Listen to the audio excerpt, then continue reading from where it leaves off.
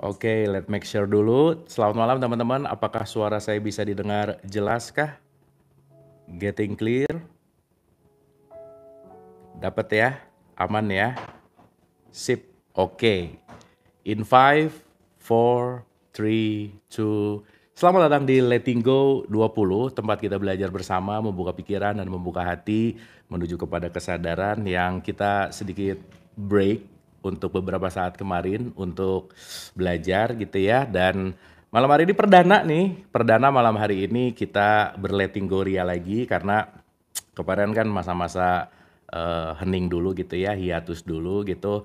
Anyway teman-teman, apa kabar? Selama kita nggak ketemuan di live, sehat ya, semangat ya, keep happy pastinya ya, dan yang paling penting jangan lelah untuk selalu belajar, itu intinya. Oke? Ready? Sip? Mana sip dulu dong? Ini pada bangun kan semua ya? Ada ya? Ready ya? Oke, sip ya. Oke, anyway, yang baru join, it's okay, karena berarti yang baru join punya PR untuk nonton 19 episode ke belakang, by the way. Tapi yang baru join juga nggak apa-apa ya, nanti pasti relate dengan apa yang akan kita bahas. Karena hari ini kita akan membahas Letting Go. Letting Go itu salah satu buku karya David Hawkins. Dan saya selalu mengulang-ulang bahwa Letting Go ini akan diracik dengan apa yang saya ketahui, apa yang saya alami. Jadi ini racikannya saya.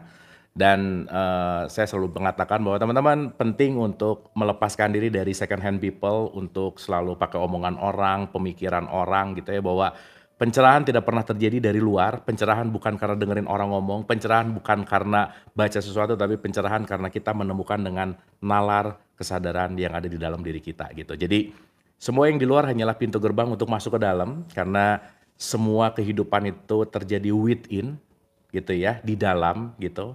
Dan saya rasa semoga episode demi episode ini adalah teman bertumbuh bersama. Kita semua yang hadir selalu menjadi teman gitu ya. Teman untuk kita bisa sama-sama belajar terus, sama-sama ya balik lagi ya, ke dalam lagi gitu. Dan anyway pada akhirnya kita akan menemukan jalan kita masing-masing, karena hidup nggak bisa diwakilkan ya. Jadi jangan merasa akan ada yang menolong, jangan merasa akan ada yang memberikan dalam tanda petik pencerahan, dalam tanda petik ya. Tetapi semua adalah within, dari dalam gitu. Oke, teman-teman boleh ya, karena udah lama nih kita agak sedikit mundur-mundur jauh dulu, setuju? Boleh ya? Supaya kita pemanasan dulu, baru nanti kita masuk ke subtopik 20, baru nanti kita masuk ke kita udah bahas tentang life is all about energy. Dalam energi itu ada vibrasi dan frekuensi, itu dalam perspektifnya Hawkins gitu, bahwa setiap apapun konteksnya adalah energi. Jadi saya selalu mengulang-ulang teman-teman bahwa marilah lihat energi ini seperti ngelihat uang gitu ya, supaya kita bisa menghemat gitu kira-kira. Karena semakin kita menghemat energi, semakin kita juga bisa kehidupan kita akan jauh lebih fleksibel gitu ya, lebih flowing gitu kira-kira. Karena banyak energi yang bocor tanpa disadari. Ingat, lebih dari 95%, 98% segala sesuatu yang kita lakukan memang nggak sadar ya. Basically kita dikontrol oleh autopilot, basically kita dikontrol oleh subconscious mind kita, basically kita dikontrol oleh sesuatu yang repetisi, dan itu adalah sesuatu yang kebiasaan. Nah, jadi tidak akan ada kehidupan yang berubah tanpa merubah kebiasaan. Ya, jadi kalau sekarang belajar terus, baca terus, belajar terus, tapi kebiasaan yang nggak dirubah, ya nggak bisa. Tetap kata kuncinya adalah latihan. Oke, so let's start. Ya, sip ya, semangat ya teman-teman ya. Semangat nggak nih? Ini jangan-jangan saya doang yang semangat nih. Oke, aman ya? Sip, oke. Saya mulai dari preface teman-teman, jadi pembuka, jadi saya mundur agak jauh sedikit, nanti kita akan masuk ke dalam gitu ya. Oke. Selama bertahun-tahun melakukan praktik psikiatri klinis, tujuan utamanya adalah mencari cara paling efektif untuk meringankan penderitaan manusia dalam semua bentuknya. Jadi teman-teman kalau pernah dengar waktu itu kita bahas ya, ini sih analogi aja gitu ya, bahwa bumi ini sebenarnya rumah sakit jiwa besar. Kita tuh semua sakit jiwa dengan kadar yang beda-beda, udah gitu aja. Jadi selalu sadari bahwa kita adalah pasien rumah sakit jiwa besar yang kadar sakit jiwanya beda-beda, dan kita pasien rawat inap gitu. Jadi kalau ada orang nyebelin, sadari aja bahwa oh sesama pasien nggak usah saling membenci gitu kira-kira. Karena balik lagi semua adalah belajar anyway. Nah maka Hawkins di pembukaannya tuh bilang bahwa psikiatri klinis yang dia lakukan bertahun-tahun itu intinya adalah meringankan penderitaan manusia. Gitu ya, meringankan penderitaan manusia dalam semua bentuknya gitu. Oke. Demi tujuan ini disiplin ilmu kedokteran, psikologi, psikiatri, psikoanalisis, teknik-teknik terkait perilaku, biofeedback, akupuntur, nutrisi, dan brain chemistry dieksplorasi. Jadi pada dasarnya semua pengetahuan, semua pembelajaran menarik ya untuk meringankan penderitaan gitu. Jadi kalau dalam perspektif filsafat itu life is suffering. Wah, hidup ini menderita gitu kira-kira. Ya, anyway.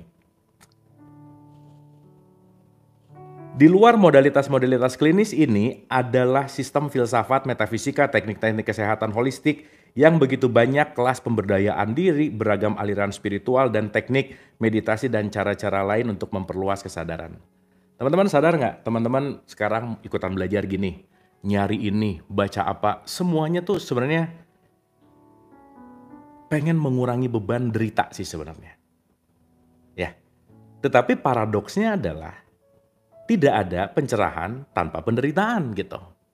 Makanya saya nggak pernah bosan mengulang quotes-nya Rumi bahwa luka adalah tempat cahaya masuk gitu. Dalam tanda petik bahwa ketika kita terluka, di situ kita akan terbuka untuk menuju kepada sesuatu yang lebih dalam tanda petik penerangan itu sendiri gitu. Dan salah satu lagi bahwa kita nggak bisa lepas dari hukum paradoks itu kan gitu intinya. Jadi semua gitu ya, semua tuh intinya adalah gimana sih untuk mengurangi volume yang namanya penderitaan gitu.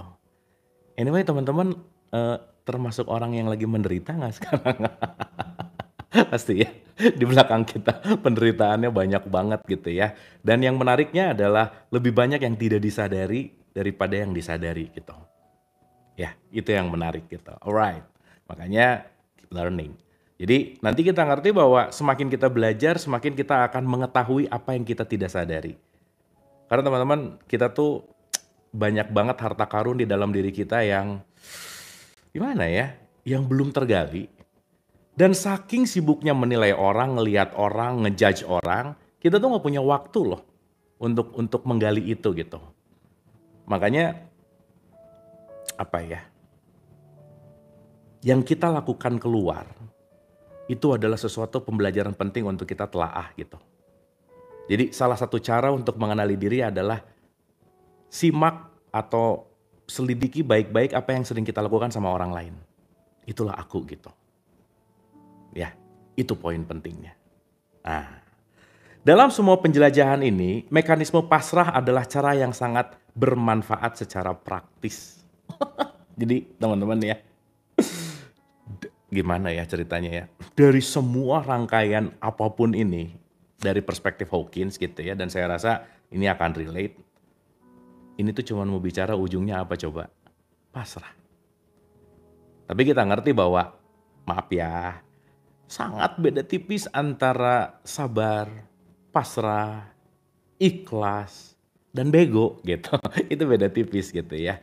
Karena ketika ada pasrah di sini, concern pasrah itu adalah ada knowledge di dalamnya.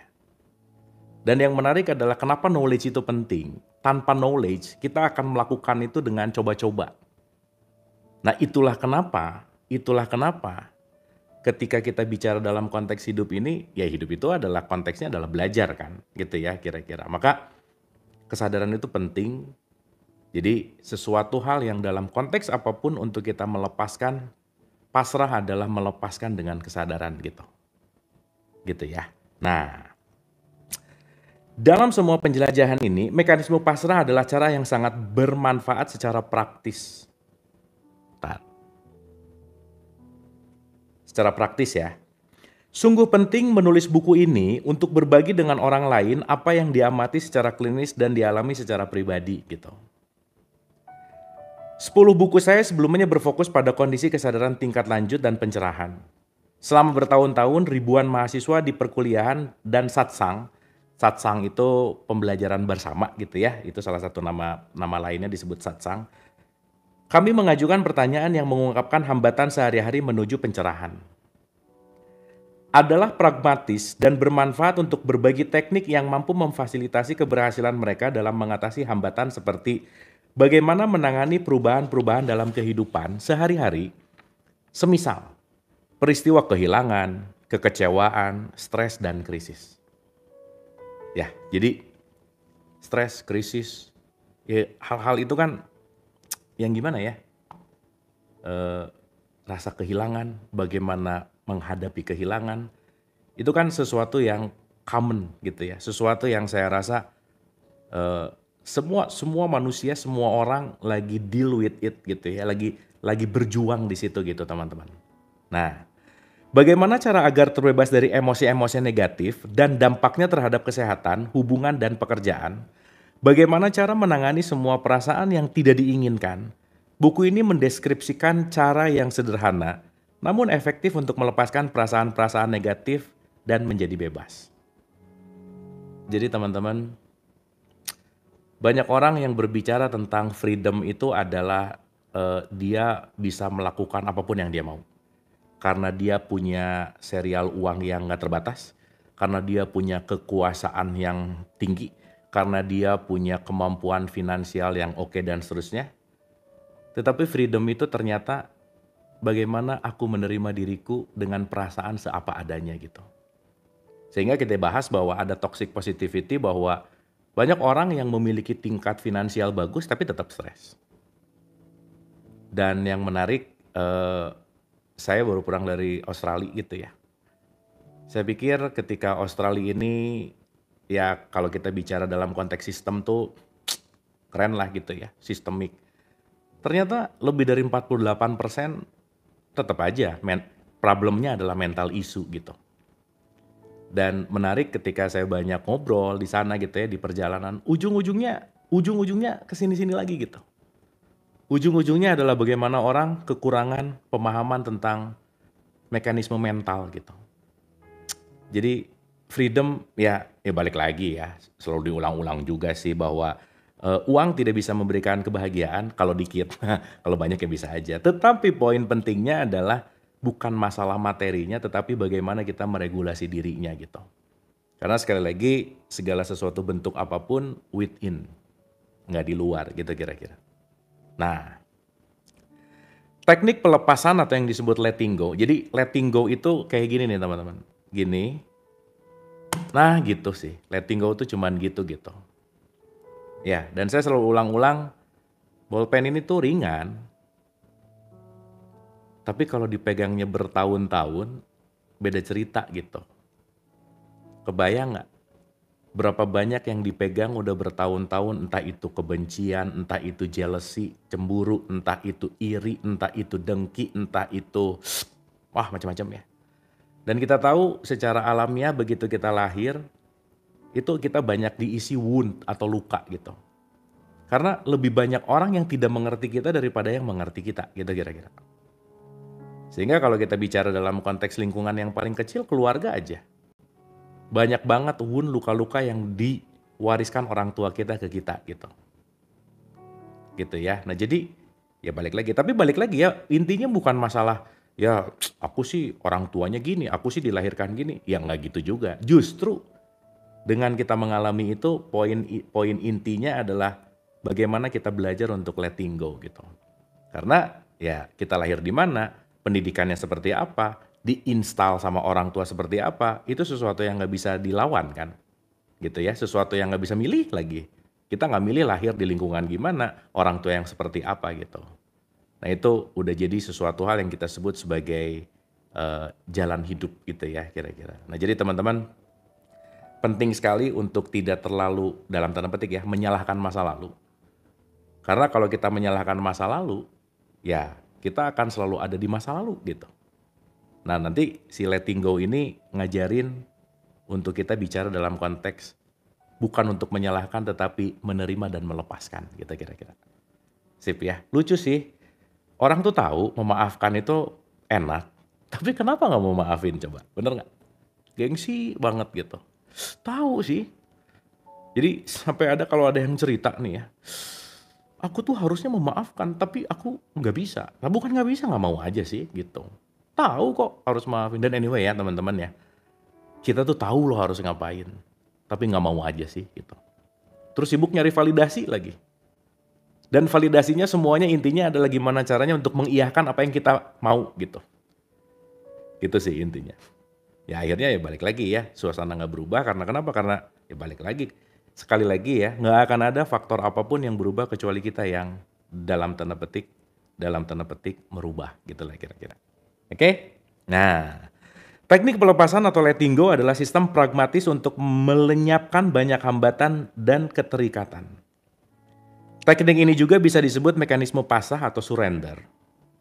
Terdapat bukti ilmiah tentang efektivitasnya. Sebuah penjelasan yang termasuk dalam salah satu bab di buku ini, riset telah menunjukkan bahwa teknik ini lebih efektif daripada banyak pendekatan lain yang tersedia saat ini dalam menghilangkan respon fisiologis terhadap stres. Oke. Setelah mengkaji banyak metode kesadaran dan penurunan stres, pendekatan ini menonjol karena kesederhanaannya, efisiensinya, kemanjuran klinisnya, ketiadaannya dari konsep-konsep yang dipertanyakan, dan kecepatan hasil yang bisa diamati. Kesederhanaannya terasa menipu dan hampir menyamarkan manfaat nyata dari tekniknya. Secara sederhana, teknik ini membebaskan kita dari ikatan-ikatan emosional, membuktikan pernyataan setiap orang bijak bahwa keterikatan adalah penyebab utama penderitaan. Jadi, roots dari semua suffering adalah attachment. Ulang ya. Akar dari semua penderitaan hidup adalah kemelekatan. Attach. Ya. Jadi balik ya. Ketika kita attach kepada sesuatu, ketika kita to attach gitu ya. Dan biasanya attach ini kan hal-hal yang terjadi pada lingkungan paling dekat gitu. Attachment tinggi itu orang tua kepada anaknya, istri kepada suaminya. Udah tuh. Makanya by the way ya, penderitaan terbesar itu datang dari orang terdekat kan gitu. Ya. Jadi kalau in terms of spirituality misalnya, bicara dalam konteks spiritual gitu, nggak usah jauh-jauh nyari guru spiritual kemana-mana lah. Di rumah udah ada gitu kira-kira.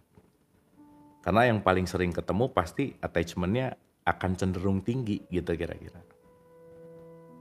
Sip ya, nah jadi poin utamanya adalah, ya balik lagi sih ya. Simply kita bicara bahwa belajar melepaskan kemelekatan gitu kira-kira.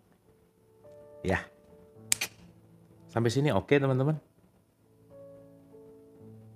Ini oke nggak nih? Cek one, cek two. Oh, oke, sip. Maksudnya saya ngomong sendiri nih jadinya ya. Oke ya, aman ya.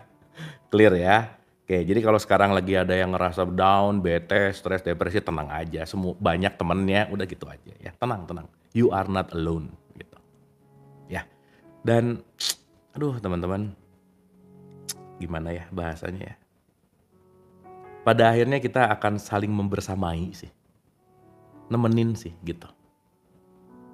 Gitu ya, nemenin lagi gitu. Dan ya hal-hal pembelajaran seperti ini atau yang disebut satsang ini kan sebenarnya kita melepas dan menjeda sejenak terhadap kemelekatan-kemelekatan dan mind kita fokus kepada sesuatu yang ya saat ini kita lagi belajar gitu kira-kira.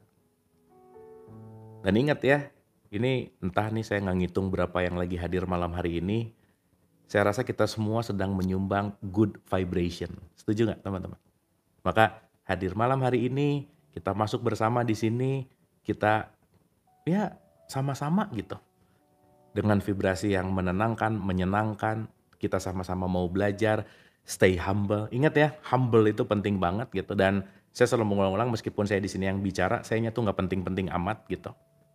Karena kita sesama murid yang lagi belajar anyway. Dan akan sangat terasa bahagia kalau ada sefrekuensi, sevibrasi yang bisa jadi teman bertumbuh gitu kira-kira. Ya teman-teman ya. Jadi semoga rasa ini kita gimana ya, kita terus pupuk gitu. Dan pembelajaran-pembelajaran ini at least jadi rumah gitu, coming home gitu. Untuk apa? Untuk kita rilis, untuk kita sama-sama bisa berbagi rasa, meskipun kita nggak ketemu, tapi kan rasa nggak bisa dibohongin ya, bahwa once kita berjumpa dengan siapapun yang satu frekuensi, satu vibrasi, itu make us calming gitu kira-kira. Ya, oke, sip ya, yuk. Akal pikiran atau yang disebut mind, yang terdiri dari banyak pikiran, thought. Jadi kalau singlenya mind, kalau banyaknya disebut thought gitu ya. Jadi kalau satu tuh kan pluralnya itu disebut thought. Jadi pikiran kita tuh nggak mungkin satu gitu ya intinya. Nah, ini nih teman-teman ya. Ini penting banget ya, pelan-pelan ya. Akal pikiran atau yang disebut mind, yang terdiri dari banyak pikiran yang disebut thought. Ya, jadi ada mind, ada thought. Nanti kita ngerti bahwa mind itu nggak single entity gitu. Tapi dia ada yang bicara dengan konteks yang namanya mind itu sebetulnya manas. Jadi kalau bahasa Inggrisnya mind, Sanskritnya itu manas. Ya, manas itu nanti ada kaitannya sama pikiran, perasaan, dan emosi gitu. Oke? Ulang ya, pelan-pelan ya. Ini kalau yang baru pertama nonton, mudah-mudahan nanti bisa dilihat penjelasan lebih detail di episode-episode awal gitu. Akal pikiran atau yang disebut mind, yang terdiri dari banyak pikiran yang disebut thought, digerakkan oleh perasaan. Nah, ya, digerakkan oleh perasaan. Jadi remote control pikiran itu adanya di feeling. Makanya satu perasaan bisa menstimulus ribuan pikiran.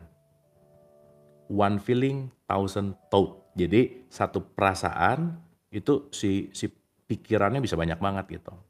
Pertanyaan. Kalau 1 banding 1000, ya, satu perasaan menghasilkan ribuan pikiran. Teman-teman kira-kira kalau mau ngeberesin pikirannya atau ngeberesin perasaannya? Yang mana? Ayo. Ayo, yang mana?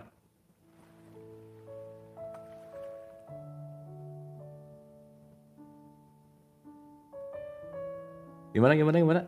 Nah, benar. Kenapa coba? Wah, belum kompak nih. Ulang dulu.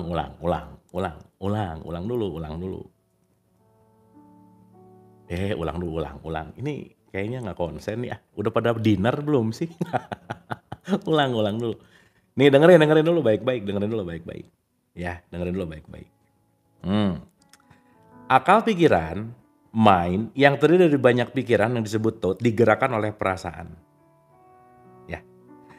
Setiap perasaan adalah bentuk kumulatif dari ribuan pikiran.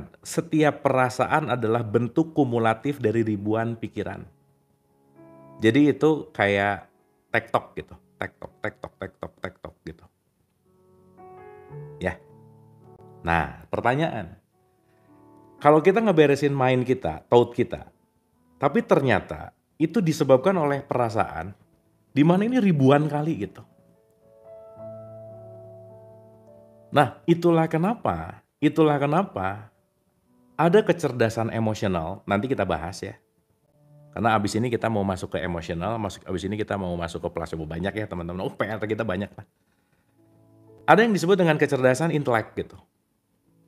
Ingat ya, intelek atau IQ itu cuma 4% anyway. Tetapi lebih dari 45% adalah emotional quotient kita atau kecerdasan emosi kita gitu. Makanya ketika orang IQ-nya tinggi, IPK-nya bagus, tapi belum tentu mannernya bagus gitu teman-teman. Ya. Nah, jadi ini banyak yang nggak menyadari karena ya itu tadi nggak pernah ditelaah gitu kira-kira. Nah, ulang ya. Jadi tadi kasaran kata gini deh, ngeberesin satu perasaan itu sama dengan ngeberesin ribuan pikiran. Berarti penting nggak untuk berdamai sama perasaan? Penting banget. Karena kalau ininya nggak diberesin, kita lupa bahwa konteksnya setiap perasaan adalah tamu yang datang. Dan tamu yang datang ini easy come, easy go gitu. Easy come, easy go gitu. Apalagi nanti kalau kita bicara dalam konteks yang bersaksi gitu. Bahwa diri yang sejati kita itu kan bukan perasaan. Diri kita yang sejati itu bukan pikiran gitu. Tetapi yang menyaksikan. Maka ada yang menyaksikan dan ada yang diketahui. Ada yang menyaksikan, ada yang mengetahui, dan ada yang diketahui. Gitu kira-kira. Tuh gimana ya? Ya udah pelan-pelan ya. Intinya gitu dulu gitu. Ya nanti kita bahas pelan-pelan. Tenang. Karena once kita nanti ngerti bahwa sang saksi mengetahui, diketahui. Karena kalau udah kita ngerti ini, kita bisa gini. Teman-teman ingat nggak waktu kita bicara dalam konteks aku 3, aku 2, aku 1 gitu. Jadi kalau kita mulai menyaksikan, contoh. Gini. Contoh ya, saya kasih contoh dulu nih. Contoh. Ini buat para perempuan misalnya ya. Ketika dipanggil, ih kamu cantikan deh. Kamu cantikan deh. Coba buat yang perempuan kalau ada orang temen atau siapapun ngomong, kamu cantikan deh. Seneng nggak? Coba jawab dulu. Seneng nggak? Kok puyeng?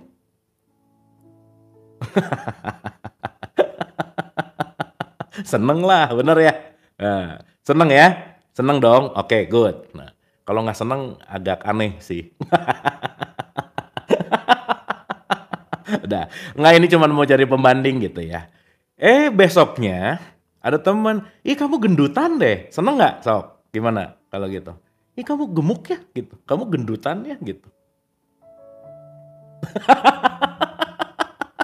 Ilfil. Ya oke, sebel biasa aja ya. Auto ya oke, sip ya. Nah pertanyaan. Ya, aku senang soalnya kurus bagus. Nah, ini kita ngomong dari perspektif mayoritas ya, teman-teman. Ini mah contoh teman-teman, jangan baper, awas ya, jangan biasa aja udah bener. Nah, sip ya. Oke.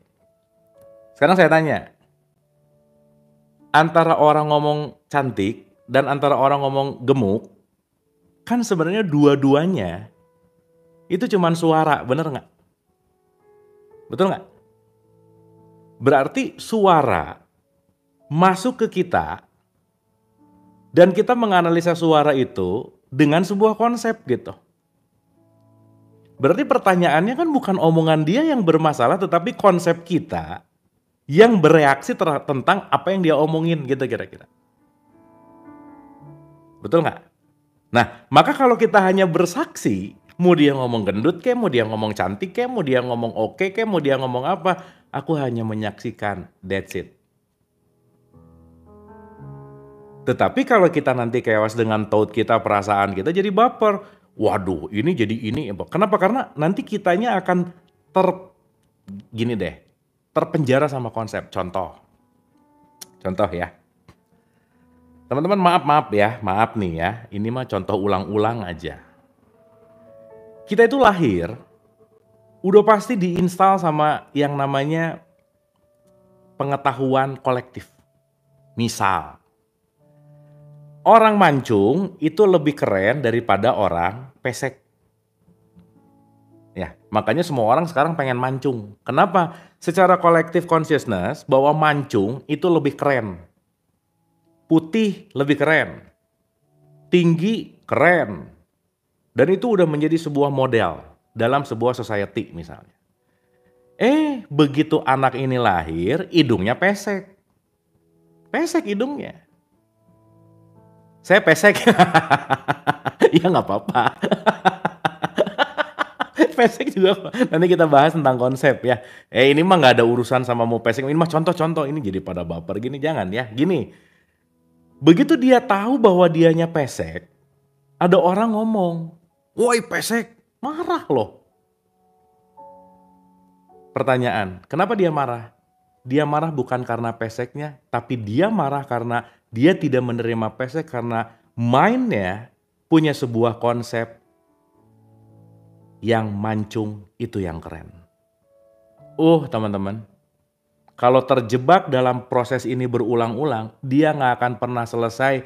Let's say dia kompulsif, mau itu nanti di operasi plastik kayak mau itu apa, nggak pernah beres karena kenapa? Dia berantem sama konsepnya sendiri gitu. Aduh, ini ditambahin lagi udah gendut, pesek lagi, abis gitu koma hidup lagi. Enggak gitu, enggak. Tarik benang, ya benar. Gitu ya. Dapat ya, teman-teman ya. Nah, nanti pelan-pelan ngerti gitu. Jadi nanti kita ngerti, kita tuh berantem sama siapa sih dalam hidup? Ayo. Ayo renungin. Kita berantem sama siapa dalam hidup? Kita hanya berantem dengan konsep yang kita anggap itu baik, itu benar, itu salah. Tapi kita perlu kambing hitam siapa? Pasangan lah disalahin, orang lain lah disalahin, orang tua lah disalahin. Tapi kita cuman lagi berantem di dalam.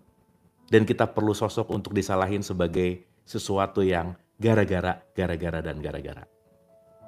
Itu maksudnya. Dapat teman-teman? Sip ya? Oke ya? Dan anyway, bukan masalah benar salah, bukan. Nanti kita ngerti gitu. Benar salah tuh relatif anyway. Nah, maksudnya nanti nyambung ke Hawkins ya. Maksudnya Hawkins, kalau nggak ngeberesin itu, kamu mau cari jalan keluar kemanapun nggak akan pernah ketemu. Kenapa? Karena problemnya di sini nih.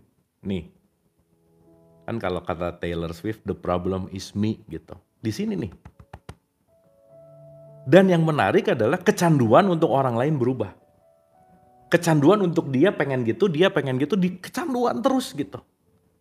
Ya nggak di hidung juga sih, di sinilah di sini. Anyway jangan bilang-bilang ya, I am the real Batman. Rahasia ya. Gitu. Ya, dapat ya teman-teman ya. Anyway. Nah, kenapa kita cerita ini dulu? Nanti ini lanjutannya keren nih. Ini lanjutannya keren nih. Ya, sip. Nih ya, research Hawkins bilang gini. Karena sebagian besar orang di sepanjang hidupnya menahan, menekan, dan mencoba melarikan diri dari perasaan mereka. Ayo. Ulang ya.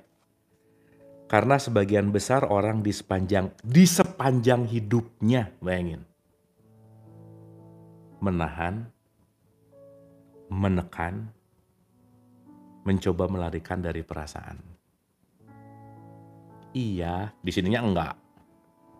Gak apa-apa, di sininya banget. Ya. Oke kok. Di sininya berantem. Karena udah terpapar dengan harus jadi orang baik gitu. Orang baik itu yes man gitu, semuanya oke. Semuanya iya gitu. Ya. Padahal jadi orang baik itu menderita gitu by the way. Jadi yes keluar tapi no ke dalam gitu. Kebayang gak? Berapa lama kita kayak gitu? Dibiasakan dengan culture seperti itu. Ya makanya kita udah bahas ya bahwa ada jahat, ada baik, ada sadar gitu. Ya, saya pengen ngulang-ulang lagi kalimat ini ya teman-teman, ini pembelajaran buat saya, buat siapapun semuanya kita belajar penting. Karena sebagian besar orang di sepanjang hidupnya menahan, menekan, dan mencoba melarikan diri dari perasaan mereka.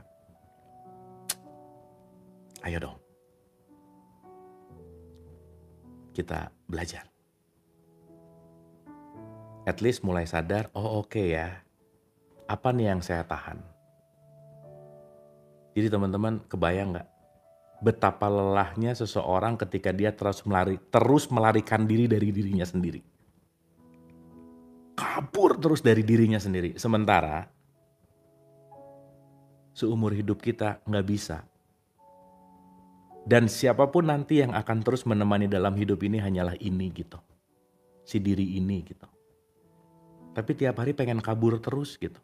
Kebayang gak?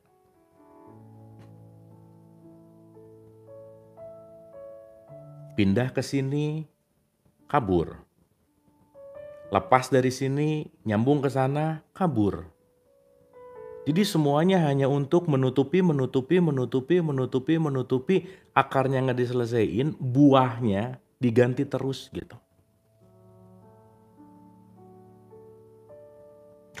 Wah, luar biasa sih teman-teman.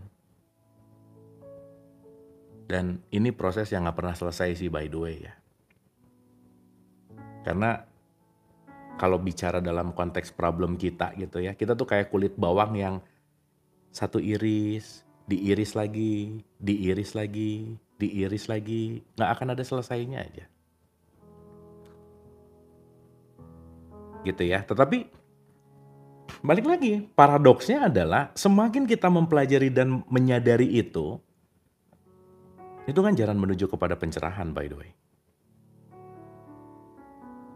Ya kan, pengennya tuh kayak masuk ke toilet, flash, hilang aja gitu nggak? Kayak pengen hilang gitu. Padahal hidup tuh nggak bisa absen loh. Aduh semesta, hari ini saya mau capek banget hidup, mau absen dulu 3 hari aja. Nggak bisa. Gitu. Ya, kita nggak bisa absen dalam hidup, by the way. Dan teman-teman, mau lagi dalam kondisi apapun, waktu selalu tiktok, tiktok, tiktok, tiktok. Gitu ya. Mau happy, mau bete, mau enggak, kita selalu kehilangan waktu, by the way. Dalam tanda petik ya. Gitu. Nah jadi di tahapan ini selalu mengulang-ulang. Jadi gini. Gimana? Ketika kita mulai menyadari bahwa semua adalah refleksi. Mau sampai kapan kita terus berharap orang lain berubah, sementara kita tidak merubah frekuensi kita, gitu maksudnya. Ya kan? Ini sampai kalimatnya, sad sih ya, tapi batru gitu ya, kan kata Metallica gitu ya, sad batru, bahwa karena sebagian besar orang di sepanjang hidupnya menahan, menekan, dan mencoba melarikan diri dari perasaan mereka. Energi yang tertekan itu menumpuk dan mencari ekspresi melalui nestapa psikosomatis, gangguan tubuh, penyakit emosional, dan perilaku yang kacau dalam hubungan antar pribadi. Saya kemarin belajar ini teman-teman, waktu perjalanan ke sana. Teman-teman, kita tahu tubuh kita ini cerdas banget. Teman-teman boleh googling, setiap jam, setiap hari, sel kita berubah bahwa semua ini membaru. Semua membaru. Teman-teman yang jam 7 tadi udah bukan yang sekarang. Selnya udah berubah, pemikirannya berubah, dan seterusnya. Oke? Dan menariknya, semua sel di sini, mereka pengen banget survive, hidup. Jadi life is all about survive sebenarnya. Intinya begitu. Nah kemarin saya ikut sebuah discussion topik gitu, dan itu menarik banget bahwa begitu kita lagi bete, stres, depresi, anxiety, marah-marah. Pokoknya kalau di Hawkins itu frekuensinya di bawah 200 gitu ya teman-teman. Kita semua lagi memberikan sinyal kepada semua sel tubuh kita dengan satu pesan bahwa aku gak mau hidup. Kebayang gak? Si sel mati-matian pengen hidup, tapi sinyal yang dikasih ke setiap sel pengen mati dalam tanda petik, gak mau hidup gitu. Jadi konflik terus gitu.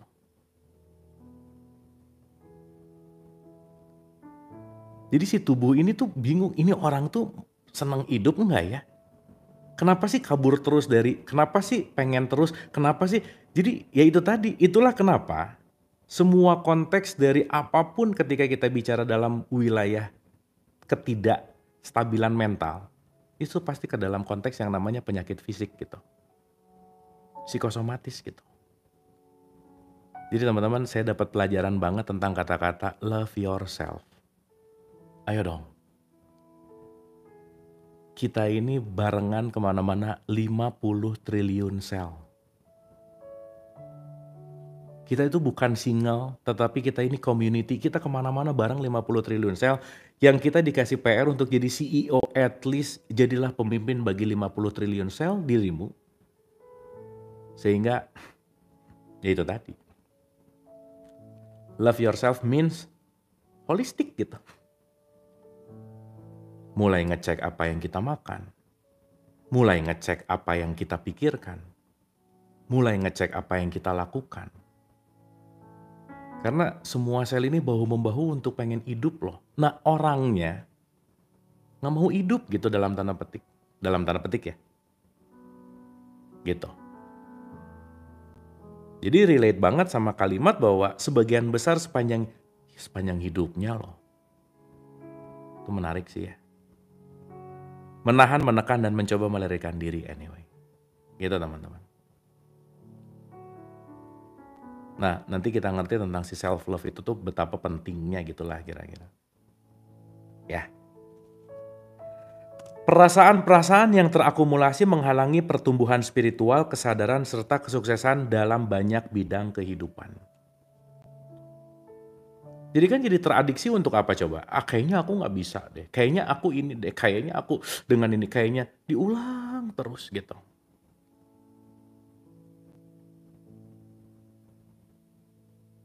Kan itu menarik gitu ya.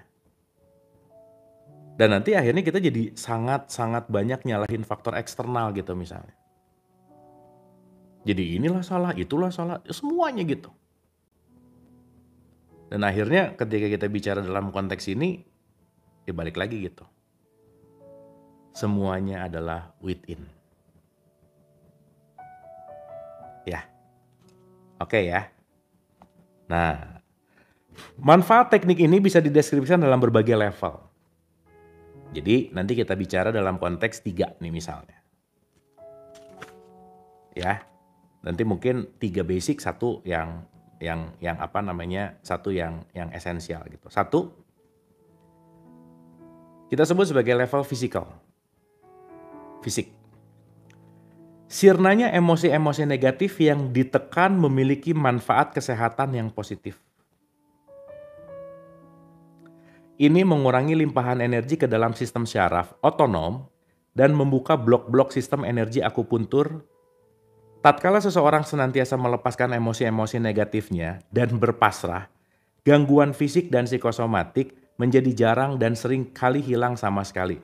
Jadi si Hawkins ini teman-teman sakit, udah nyoba segala macam, tapi endingnya dia cuma menerapkan letting go, akhirnya sembuh gitu. Dan ini bukan mistis gitu, bukan aneh-aneh, bukan. Tetapi ada mekanismenya. Kenapa? Karena kekuatan melepaskan ternyata memberikan banyak sekali manfaat kepada energi. Dan kembali bahwa ada energi, vibrasi, frekuensi itu kaitannya kemana? Baik fisikal, mental, maupun spiritual gitu misalnya. Jadi kasaran kata, kemarin baca satu meme tuh bagus gitu.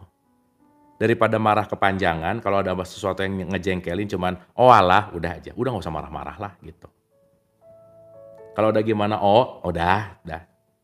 Dan itu kan harus dilatih gitu. Seberapa lama kita akan di frekuensi yang negatif, itu tergantung bagaimana kita belajar untuk stay dalam konteks di mana ada di frekuensi yang tengah-tengah, gitulah kira-kira. Iya sih, gitu. Dan itu kan latihan ya, nggak bisa enggak. Kalau nggak dilatih, nggak bisa gitu. Ya, anyway. Tatkala seseorang senantiasa melepaskan emosi-emosi negatifnya dan berpasrah, gangguan fisik dan psikosomatik menjadi jarang dan sering kali hilang sama sekali. Terjadi pembalikan proses-proses patologis di dalam tubuh hingga kembali ke fungsinya yang optimal. Jadi teman-teman, kita tuh jarang menyadari ketika marah, benci, iri, dengki, dan seterusnya. Yang paling rugi itu siapa sih gitu. Ya. Tapi tahu sih, pernah ngobrol ya. Aku tuh marah-marah mulu dan aku tahu sih yang marah-marah tuh yang rugi tuh aku gitu. Tapi tuh aku tapi tuh sambil marah-marah gitu. Itu kan menarik ya.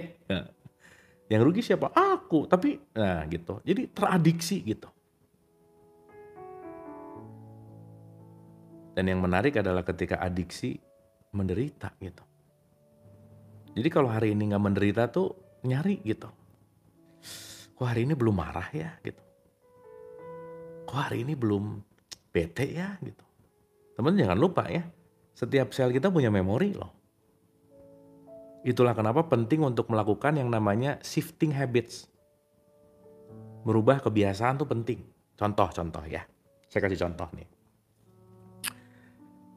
Sesuatu yang diulang-ulang itu akan masuk ke dalam subconscious mind kita, alam bawah sadar kita, dan itu akan menjadi autopilot. Misal, kalau orang bangun pagi di jam yang sama, ke kantor dengan jalan yang sama, masuk ke kantor dengan kantor yang sama, dengan teman-teman yang sama, dan teman-teman itu adalah memencet emosi kita yang sama, itu lagi. Jadi udah terprediksi gitu. Jadi begitu nyampe kantor, ya kan suka gini ya, kata kadang-kadang mulut sama hati beda gitu ya, mulutnya pagi pak ke bosnya gitu ya, dalam hatinya mati aja lu gitu kan bisa aja ya. Dan itu terjadi berulang-ulang bertahun-tahun. Kebayang nggak? Jadi bangun pagi ke kantor, ketemu bos yang sama, meeting dengan vibes yang sama, kantornya sama, bertahun-tahun. Let's say, jam 9 udah meeting nih. Jam 9 pagi, itu udah meeting intens tuh. Wah kesel, bete apa dan lain. Jadi jam 9 tuh udah terbiasa, jam setengah 10 udah harus cek email, apa ngobrol. Pokoknya udah aja, intens gitu misalnya. Dan itu berulang-ulang. Nah teman-teman, Sabtu Minggu, libur, kan nggak ngantor. Tapi jam 9 pagi, si tubuh nagih, kok lu belum marah-marah sih gitu. Kok belum kesel sih? Nagih loh. Di jam yang tepat, jam 9 gitu misalnya. Nah jadi meskipun libur, tapi ya karena terjebak sama rutinitas, terjebak sama old habits gitu kira-kira, ya nggak akan ada perubahan juga sih gitu. Gitu ya.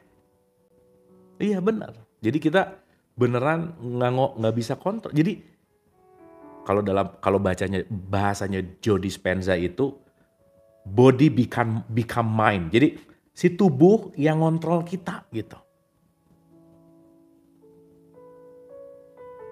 Gitu ya. Nah, jadi nanti kita ngerti betapa ketika kita mulai menyadari dan mempelajari diri, oh oke, mekanismenya seperti ini gitu. Oke, yang kedua. Jadi nomor 1 tadi level fisik, yang kedua adalah level perilaku. Karena terjadi penurunan kecemasan dan pengurangan emosi-emosi negatif secara progresif, semakin sedikit dorongan untuk melarikan diri kepada obat-obatan. Nah, teman-teman, ada cara cepat untuk bagaimana kita lepas dari melarikan diri adalah melepaskan subconscious mind kita untuk masuk kepada dalam tanda petik kabur, yaitu dengan obat. Makanya kenapa bisnis ini nggak pernah selesai. Maaf ya, seseorang yang kecanduan obat itu bukan kecanduan sama obatnya, tetapi kecanduan dengan melarikan diri. Karena ketika dia pakai, dia lupa. Tapi ingat, lupa nggak menyelesaikan. Lupa nggak menyelesaikan gitu. It's okay sih, ketika dalam konteksnya misalnya 1 jam 2 jam lupa, tapi akarnya nggak diapa-apain gitu. Nagih nggak? Nagih. Nah, menyangka nagihnya sama apa? Sama obatnya. Sakau dalam tanda petik. Tapi ternyata sakaunya bukan sama obat gitu. Sakaunya sama melarikan diri dari realitas gitu intinya. Gitu. Sip ya, makanya Hawkins bilang bahwa karena terjadi penurunan kecemasan dan pengurangan emosi negatif secara progresif, semakin sedikit dorongan untuk melarikan diri kepada obat-obatan, alkohol, hiburan, dan tidur yang berlebihan. Coba. Once kalau misalnya hari Sabtu, Minggu, atau Jumat di kantor udah happy banget, hati-hati aja. Jangan-jangan nggak betah-betah amat di kantornya gitu. Begitu Jumat, begitu, nah udah mulai Minggu malam nih besok nih, aduh gitu. Apa namanya, hari Senin ya mau kerja lagi, wah berat banget gitu. Nah hati-hati gitu. Nah jangan-jangan udah berputar-putar di rutinitas yang ya gitu. Begitu besok Senin, stres gitu. I don't like Monday. Sip ya, intinya gitu. Tapi anyway teman-teman, anyway ya, dengan jalan apapun sampai ke tahapan dan titik sekarang, itu semua adalah proses hidup kita gitu, cerita kita gitu. Don't judge, nggak usah banyak nyalahin, nggak usah banyak membandingkan, just flowing dan ambillah pelajaran gitu kira-kira. Ya, oke. Akibatnya, terjadi peningkatan vitalitas, energi, semangat, dan kesehatan dengan fungsi yang lebih efisien dan mudah di semua bidang. Jadi, kalau kita mau bicara tentang kesuksesan finansial gitu misalnya, kesuksesan hidup gitu misalnya, kalau kita bicara dalam konteks uang gitu ya, atau pride atau apapun dalam konteks apapun, karir gitu ya, ya semua datang juga dari mana? Dari manas, balik lagi. Pikiran, perasaan, emosi gitu kira-kira. Oke ya teman-teman ya. Yang ketiga, itu adalah hubungan antar pribadi, in personal relationship with self gitu, relation with self gitu. Hubungan dengan diri gitu ya kira-kira. Ketika perasaan-perasaan negatif dipasrahkan, ada peningkatan perasaan-perasaan positif yang mengakibatkan perbaikan yang bisa diamati dengan cepat dalam semua jalinan hubungan. Ada peningkatan kemampuan untuk lebih mencintai, konflik dengan orang lain berkurang secara progresif sehingga performa pekerjaan pun meningkat. Coba. Sirnanya blok-blok negatif memungkinkan tujuan-tujuan karir menjadi lebih mudah dicapai dan perilaku merusak diri yang didasarkan pada perasaan bersalah semakin berkurang. Oke? Semakin sedikit ketergantungan pada intelektualisme karena proses mendapatkan pengetahuan secara intuitif semakin banyak digunakan, seiring dengan pertumbuhan dan perkembangan kepribadian seringkali muncul kemampuan-kemampuan kreatif dan psikis yang tak terduga sebelumnya. Jadi banyak yang nggak kreatif, kenapa gimana mau kreatif orang nggak beres untuk ngeberesin si regulasi PPE-nya gitu, perasaan, pikiran, emosi. Makanya kebanyakan kan jadi followers ya gitu anyway. Dan mau kreatif takut gitu. Kenapa? Takut beda misalnya. Takut gagal misalnya ya dalam tanda petik apapun gitu. Kenapa? Karena udah ada mindset di situ yang benar-benar membuat kita ada di sangkar emas. Sangkarnya emas sih, pintunya nggak kunci lagi, tapi dia mulu di dalam gitu. Terus tiap hari komplain aku terpenjara gitu, padahal nggak ada kuncinya, tinggal keluar gitu. Anyway, ya. Seiring dengan pertumbuhan dan perkembangan kepribadian, seringkali muncul kemampuan-kemampuan kreatif dan psikis yang tak terduga sebelumnya. Yang gagal muncul dalam diri orang yang menekan emosi-emosi negatifnya. Yang sangat penting adalah berkurangnya ketergantungan yang sangat berbahaya dalam semua jalinan hubungan manusia. Ketergantungan mendasari begitu banyak rasa sakit dan penderitaan, bahkan termasuk kekerasan dan bunuh diri sebagai ekspresi puncaknya. Nah ini ya. Ketika ketergantungan berkurang, terjadi juga penurunan agresivitas dan perilaku bermusuhan. Perasaan-perasaan negatif ini digantikan oleh perasaan ikhlas dan kasih sayang terhadap orang lain. Nah, ingat ya, jangan sering atau kalau bisa mengurangi atau intinya adalah remote control happiness-nya jangan dititipin di orang tuh, diulang-ulang. Urusan kita tuh kan cuman ekspektasi yang unrealistik gitu. Saya tuh pengennya pasangan saya, nah udah tuh. Ya, ingat ya, kita tuh lagi berantem sama siapa? Bukan sama itu bukan. Itu semua tuh kambing hitam aja sih gitu. Ya teman-teman ya. Dan emang siapa yang mau sayang sama diri kita? Pacar, Nggak enak mau ngomong jomblo. Pasangan gitu ya misalnya, anak gitu. Udah deh, gak ada.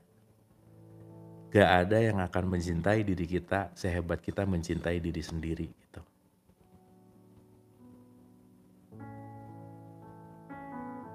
Ya gitu ya kira-kira.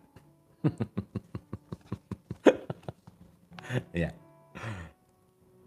Yang keempat, yang keempat.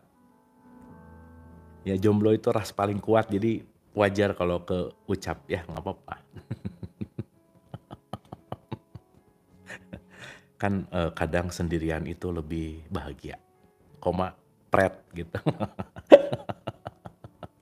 Ya, lanjut ya. Oke. Yang keempat, jadi satu tadi level fisik, perilaku, interpersonal, relationship sama diri. Dan yang keempat, ini level kesadaran kewaspadaan dan spiritualitas. Nah, ini menarik. Ini adalah area yang terus berkembang seiring dengan praktik berkelanjutan atas mekanisme pasrah. Pelepasan emosi-emosi negatif membuat seseorang mengalami kebahagiaan, kepuasan, kedamaian, dan kesukacitaan yang terus meningkat. Ada perluasan kesadaran, realisasi progresif, dan pengalaman atas diri batiniah seseorang yang disebut real inner self. Ingat ya, ada the true self, ada wadahnya gitu. Teman-teman lagi lihat saya di mana sih? Di layar. Layar saya bukan. Ini adalah proyeksi gitu. Jadi lagi lihat di mana? Di dalam.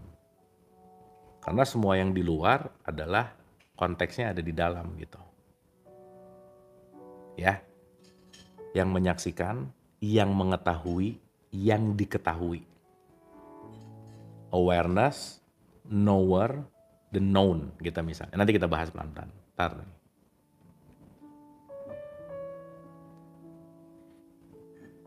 Sip ya. Jadi yang di luar mau A, mau B, mau C tergantung yang di dalam gitu. Karena yang di luar adalah proyeksi. Jadi contoh-contoh ya. Kalau di dalam memproyeksikan film Bollywood, semua drama di luarnya adalah drama India. Udah gitu aja. Jadi jangan sampai kalau kita muter filmnya Bollywood, tapi pengen jadi film Hollywood, nggak bisa. Jadi kalau komplain, gitu terus. Ya iyalah, mereka drama karena yang diproyeksikan adalah banyakan drama gitu kira-kira. Oke guys, jadi tinggal milih dua. Mau hidup atau penuh dengan drama hidup. Mana yang lebih banyak dikasih makan, itu yang akan luas. Itu ya, tumbuh, sorry. Ya, jadi kalau tiap hari ngasih makan drama, ya drama akan tumbuh pasti gitu. Anyway. Ajaran para guru agung terungkap dari dalam diri sebagai pengalaman pribadi. Nih ya, garis bawah tanda seru. Ajaran para guru agung terungkap dari dalam diri sebagai pengalaman pribadi. Jadi teman-teman, maaf ya. Guru di luar itu hanya membuka untuk gerbang ke dalam. Guru sejati kita tuh di dalam. Anyway. Beda antara aku tahu dan aku mengalami. Banyak tahu belum tentu banyak mengalami. Ya. Kok pelajarannya diulang-ulang? Ya, diulang-ulang aja lupa, apalagi nggak diulang-ulang. Itu sih masalahnya. Jadi pengulangan itu penting. Anyway. Ajaran para guru agung terungkap dari dalam diri sebagai pengalaman pribadi. Pelepasan yang progresif terhadap batasan-batasan dalam diri memungkinkan terjadinya realisasi pada identitas sejati seseorang. Pelepasan adalah salah satu sarana paling efektif untuk mencapai tujuan-tujuan spiritual. Ya, jadi kalau tadi bicara dalam konteks apa sih kata yang paling sering di preface ini? Let it go. Lepas gitu. Lepas gitu. Dan aduh, saking gampangnya melepaskan. Dan kita kadang-kadang gak mau cara yang gampang gitu. Kadang kita berpikir kalau mau ini tuh harus susah dulu, harus ini dulu, harus itu dulu. Dikasih yang mudah tuh nggak pokoknya. Kalau mau menuju kepada pencerahan itu harus inilah itu. Dikasih tahu cara yang simpel, nggak bisa. Gitulah kira-kira. Padahal sesederhana misalkan ya. Nah gitu. Anyway. Pun bukan berarti mudah. Karena semua prosesnya adalah latihan anyway. Oke. Siapapun mampu mencapai semua tujuan ini. Nih. Ya. Tolong digarisbawahi. Karena maaf ya, maaf banget ya, masih ada mindset gini, aduh aku tuh banyak dosa, aku tuh inilah, itulah, bla bla bla dan seterusnya, sehingga kayaknya aku tuh nggak sanggup nggak pantas untuk mendapatkan ini gitu, enggak lah, ya, semua sama rata gitu, semua punya kesempatan yang sama. Semua waktunya 24 jam. Oke. Dan tergantung. Dari mana? Tergantung dari bagaimana kita menyikapi, itu poin pentingnya. Anyway. Siapapun mampu mencapai semua tujuan ini dengan kelembutan dan kehalusan tatkala mampu bersikap pasrah sepanjang hidupnya.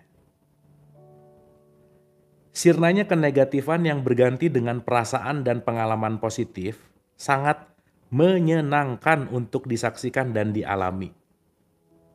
Buku ini memandu Anda untuk mendapatkan pengalaman-pengalaman yang membahagiakan itu. Oke guys, itu pembukaan kita hari ini. Jam berapa nih? Kita mau sampai jam berapa by the way? Udah pada ngantuk belum? Ini belum mulai loh ya teman-teman ya. Ini baru opening stage, opening speech gitu. Sampai jam 12 sih jangan. Sampai malam ini kan udah malam. Oke guys ya, sampai sini semoga refreshment dari 1 sampai 19. Jadi penting sekali untuk terus meregulasi diri gitu. Oh iya besok juga Senin gitu ya, jadi yang mau kerja juga kan jangan malam-malam kan, mau bobo pasti mau istirahat gitu. Jadi kita tambah sedikit, habis gitu nanti kita resumekan dan ya udah kita flowing aja gitu. Oke teman-teman, sip ya, dapat ya.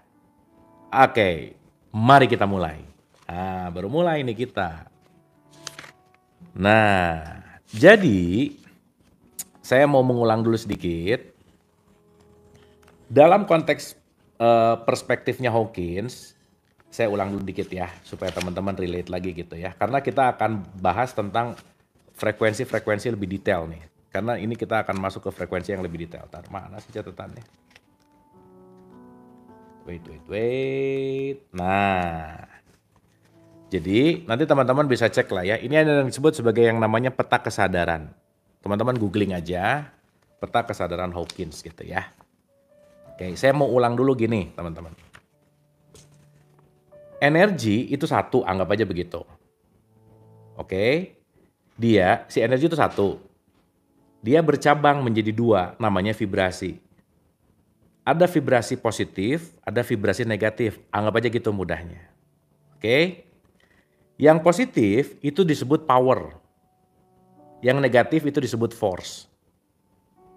Ya, jadi ada dua nih. Jadi energi, vibrasinya 2, frekuensi ada 17. Ya, makanya nanti kalau kita ada di power dan ada di force itu di force ya. Ini bukan di force cerai bukan ya, di force. Itu tergantung kita lagi ada di frekuensi mana gitu intinya. Nah, semakin kita menjaga ada di power, menjaga ya, dan ini nggak bisa 100% setiap hari di power terus tuh nggak bisa. Kita tetap akan berbolak-balik anyway.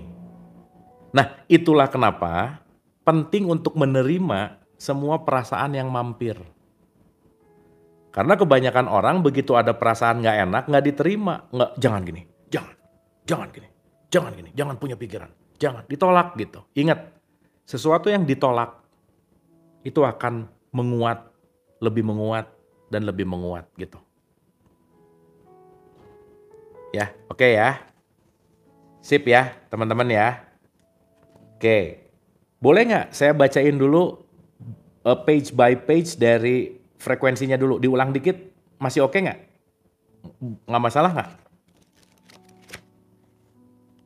Jadi supaya teman-teman ngerti dulu. Oke ya, nggak apa-apa ya. Oke, sip ya. Nah, masing-masing frekuensi itu dikasih angka nih sama Hawkins. Nah, angkanya Hawkins itu nanti itu berdasarkan risetnya dia lah, kita kira-kira. Ya, angkanya tuh dari 1000 sampai 20 teman-teman. Jadi nanti kalau udah 1000 tuh total enlightenment, 20 itu disebut rasa malu atau shame. Ya, saya bacain cepat. Nanti teman-teman kan bisa ulang-ulang. Tapi at least per detik ini teman-teman rasain ada di kelas mana. Setuju? Coba rasain baik-baik ya.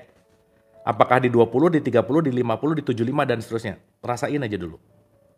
Karena begitu kita mulai sadar, oh aku sekarang lagi di 20 nih, diterima. Jangan kabur, udah nggak apa-apa, nggak ada yang buruk gitu ya. No wrong feeling, ingat. Yang ada wrong action. Ya, no wrong feeling. Karena feeling, perasaan, itu tamu. Jadi nggak ada yang salah, by the way. Ya, oke. Saya bacain cepat aja. Jadi supaya teman-teman at least per detik ini, per saat ini, tahu lagi ada di mana. Saya bacain dari level paling bawah ke level paling tinggi. Ya, sip. Simak baik-baik. Anyway, teman-teman kita minum dulu ya. Coba minum dulu supaya santai.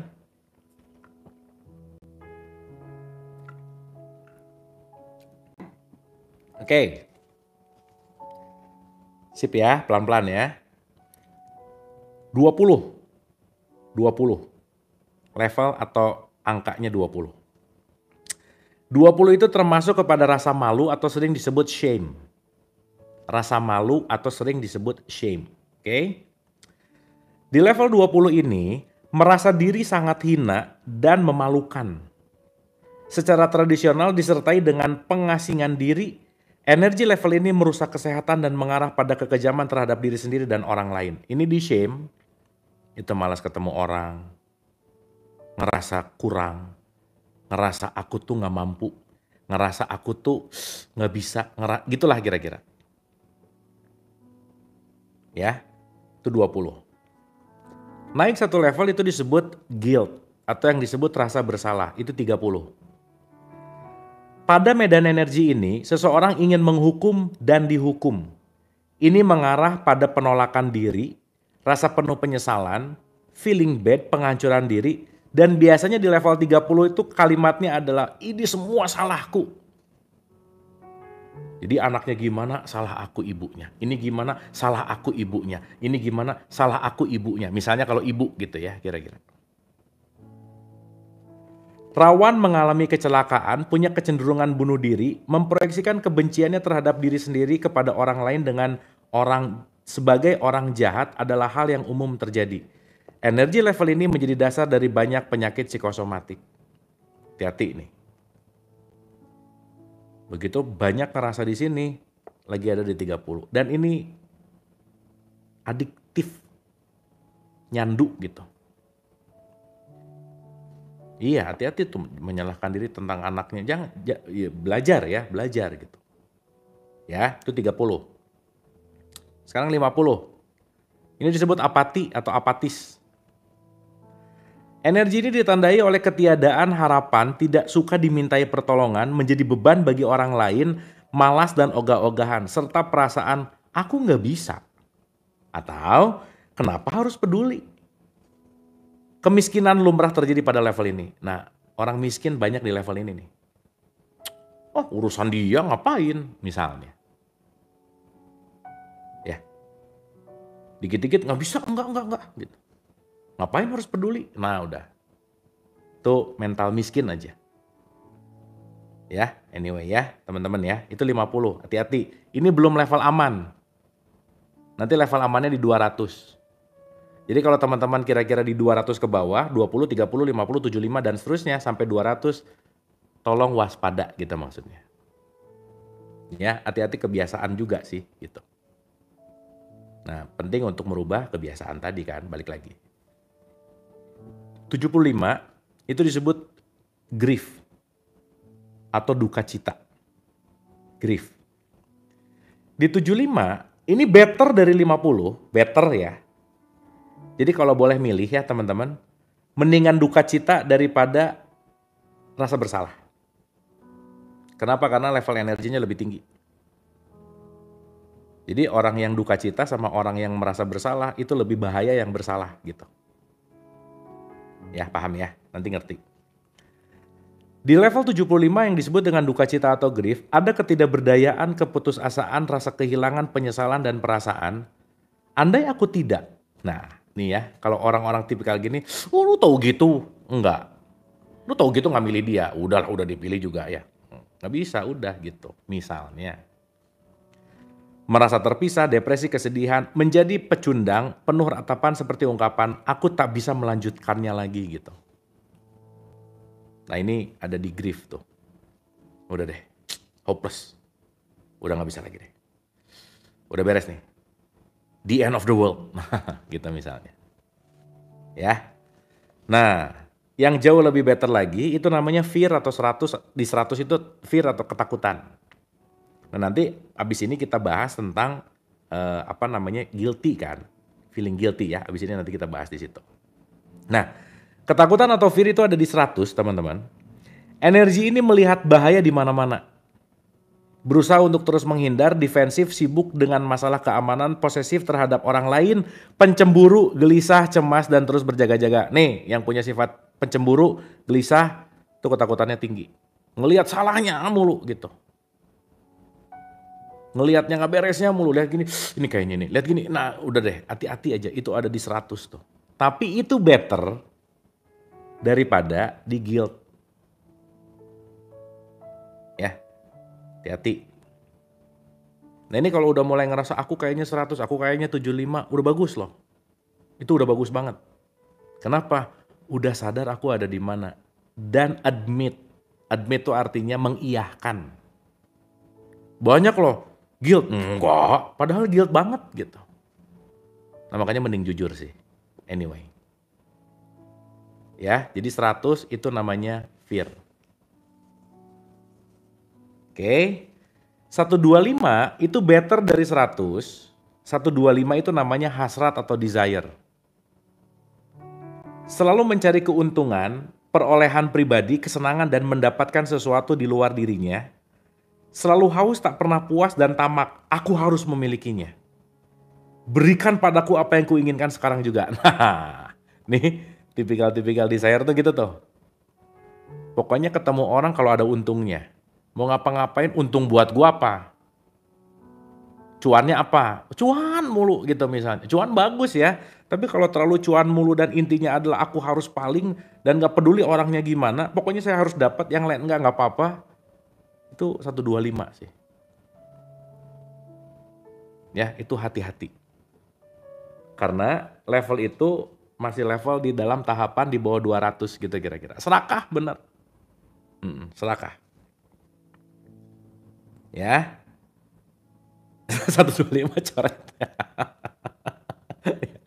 Pokoknya harus dapat sekarang juga. Nah, udah gitu tuh. Ya. Sip ya, hati-hati. Teman-teman gak usah khawatir, semua orang pasti mengalami dari 20 sampai 125 pasti ada, pasti. Jadi jangan ngerasa, aduh aku kayaknya di sini ya. Pasti semuanya juga pasti, semua pasti ya.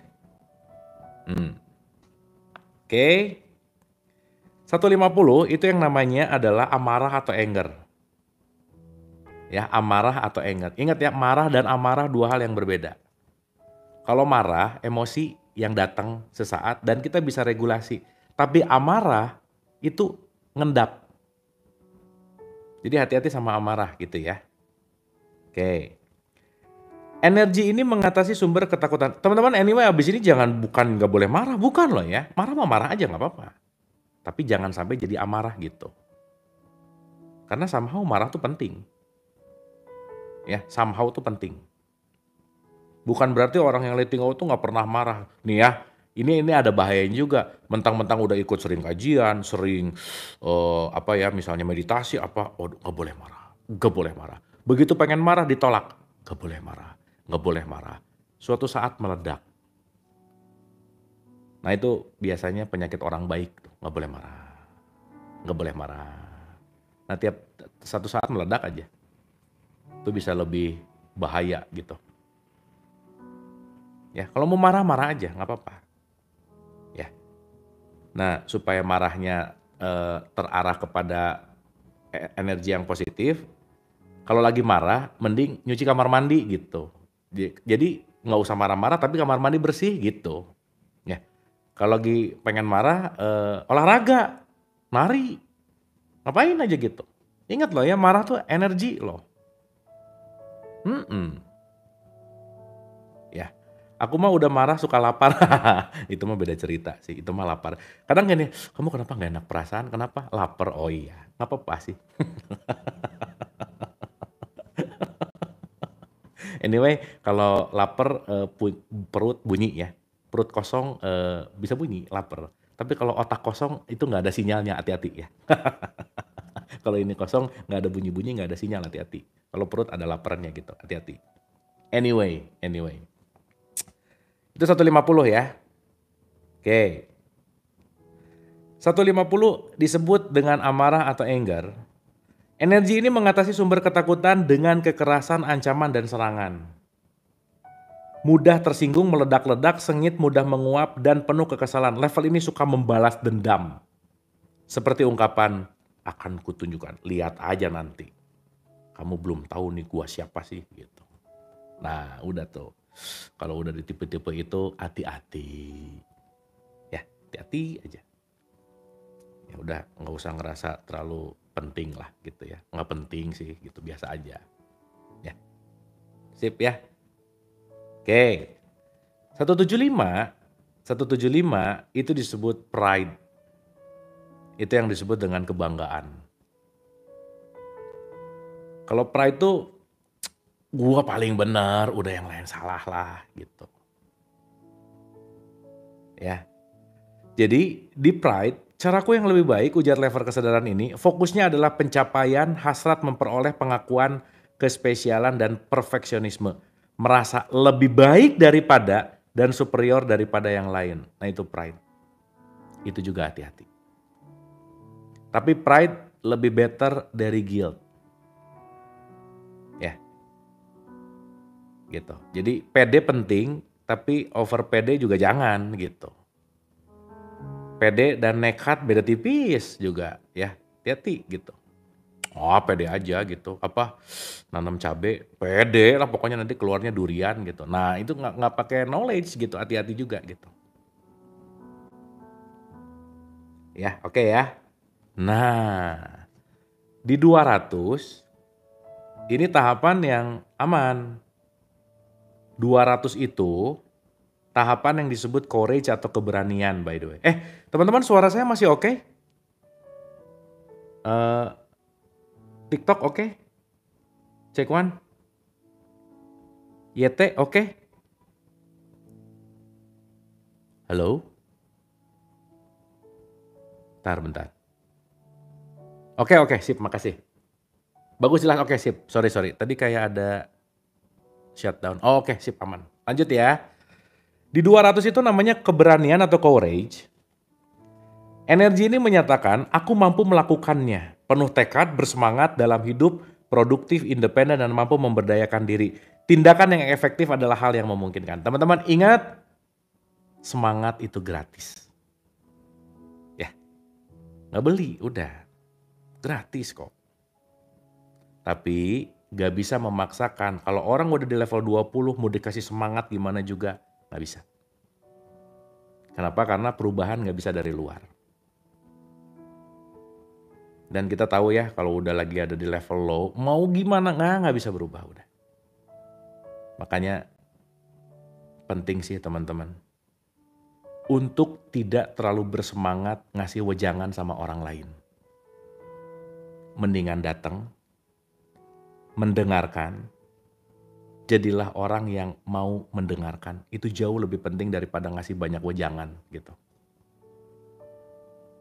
Ya ini biasanya emak-emak nih ngasih wejangan mulu kerjaannya sama anaknya gitu. Anak kadang-kadang gak perlu banyak wejangan, perlu banyak dicontohin. Itu penting. Dan wejangan tidak merubah orang lain, by the way. Ya, oke. Jadi 200, ini threshold bahasanya. Threshold itu titik aman lah gitu. Titik oke gitu. Jadi teman-teman mau di 20, 30, oke nggak masalah, tapi sebisa mungkin jangan lama-lama. Ya jangan lama-lama aja. Sadar, oh aku 20, oke terima. Begitu terima, nanti pelan-pelan naik, pelan-pelan naik, pelan-pelan naik. Ya. Oke, 250 itu neutrality. Neutrality itu adalah cara hidup yang nyaman, pragmatis dan seterusnya. Udah ya, 250 ke atas nanti kita bahas pelan-pelan. Tapi at least teman-teman tahu yang bahayanya yang mana gitu. Oke? Nah, di tahapan ini yang kita lagi bahas sekarang, ini spesifik kita berbicara tentang apatis dan depresi. Jadi ini di level-level bawah gitu kira-kira. Oke ya teman-teman ya. Nah, sekarang kita mulai dari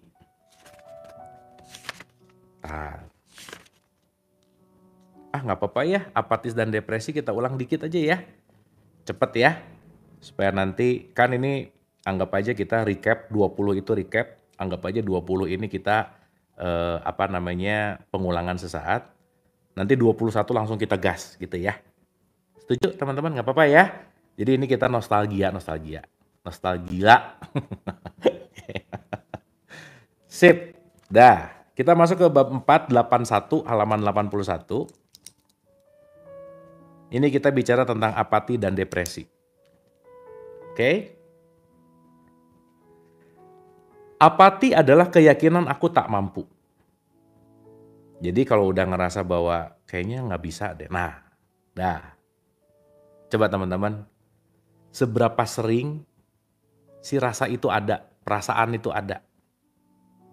Ya, itu penting untuk kita regulasi. Jadi teman-teman maaf ya. Saya banyak banget ketemu yang belum apa-apa nggak bisa. Belum juga dikerjain udah, kayaknya nggak bisa deh gitu. Gitu ya. Nah, apati adalah keyakinan aku tak mampu, sebuah perasaan bahwa kita tak mampu melakukan apapun terhadap situasi kita dan tidak ada orang lain yang bisa membantu. Jadi udah paling ngerasa kalau udah down, pokoknya gue paling menderita dunia gitu. Ya ada yang gitu ya, biasanya kalau habis diputusin sih. Ya kayak paling menderita banget gitu misalnya. Nah, perasaan ini merupakan ketiadaan harapan dan ketidakberdayaan. Jadi udah gak ada harapan, no hope gitu ya. Dan ya lemah gitu ya, ngerasa gak berdaya aja.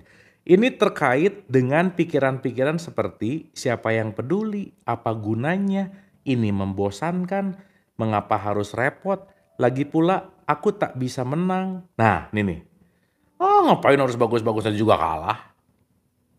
Ngapain harus gitu nanti juga dia yang akan gini. Nah, udah deh teman-teman, ini hati-hati loh. Dan ini adiktif dan ini kadang-kadang gak disadari gitu. Anyway.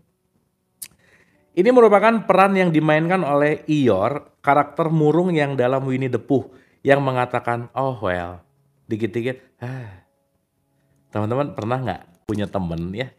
Ya saya ada sih. Yang kalau mau gimana pun pasti responnya, udah nggak bisa. Susah, nggak mungkin lah gitu. Punya nggak, ada nggak di lingkungan yang kayak gitu? Biasanya di tiap lingkungan ada sih, biasanya ya. Kan di lingkungan tuh pasti komplit ya gitu, yang gado-gado gitu ya. Jadi segala bentuk apapun diterima dengan hal yang udahlah. Gitu loh. Orang malas mikirnya. Iya. Sip ya. Makanya ada tipikal temen yang kira-kira yang saya sebut sebagai vampire energy gitu. Jadi kehadirannya tuh capek gitu ya. Gitu. Jadi kebayang nggak kalau ada dia datang, jangan dia lagi gitu. Nah, hati-hati gitu. Tapi yang lebih hati-hati jangan-jangan yang gitu tuh kalian bukan kita, kalian gitu. Hati-hati ya. Ya kan jangan-jangan mikirin itu gitu. Jangan-jangan yang gitunya diri gitu ya kira-kira. Nah, lagi pula tidak akan ada gunanya hilangnya keberanian, kalah, merasa mustahil, sulit melakukan apapun, merasa sendirian, menyerah, terisolasi, terasing, menarik diri, terpisah, terpencil, murung, merasa terlemahkan, merasa tidak terpenuhi, pesimistis, tak peduli, tanpa humor. Nah teman-teman, kalau udah kehilangan humor, udahlah selesai. Jadi humor penting loh ya. Merasa tak berarti, absurd, nggak punya arah, nggak berdaya, dan seterusnya. Suram, bosan. Nah ini banyak banget lah contohnya gitu ya kira-kira. Udahlah nggak di situ lah ya. Ya. Tapi kalau lagi ada di situ disadari, oh ini lagi apatis nih gitu. Jangan dibiasain gitu maksudnya. Ayo ketawa semua. Iya bener. Kalau lagi bete ketawa aja nggak apa-apa. Kalau nggak bisa ketawa, pura-pura ketawa aja. Ingat ya, pura-pura tuh penting by the way. Pura-pura bahagia juga nggak apa-apa sih. Ya, karena lama-lama nanti kelatih gitu. Ingat ya, rumusnya fake it until you make it. Udah pura-pura dulu gitu. Minimal semua. Ingat ya, senyum penting banget loh. Nanti kita bahas di Jeda Semesta anyway. Tujuan biologis dari apati adalah mengharap bantuan. Nah, teman-teman. Banyak orang yang berdoa penuh dengan kekurangan, sehingga dengan kekurangannya yang datang malah kekurangan berikutnya gitu. Aku ini, gak bisa ini. Ingat loh ya, itu frekuensi loh. Ya. Jadi tujuan biologis dari apati adalah mengharap bantuan. Jadi kayak kita nggak punya, kayak kita nggak mampu, kayak kita di bawah level yang pokoknya harus ada yang nolongin deh gitu kira-kira. Anyway. Tetapi bagian dari perasaan itu sendiri merasa bahwa tidak akan ada bantuan yang datang. Habis gitu juga nggak yakin amat ada yang mau nolong gitu misalnya. Udahlah. Nggak akan ada yang nolong. Nggak ada yang peduli sama saya. Kenapa nggak ada yang peduli sama saya? Soalnya saya juga nggak peduli sama orang lain gitu. Nah gitu intinya. Ya. Bener, yang susah pura-pura kurus soalnya apa? Kelihatan. Bener.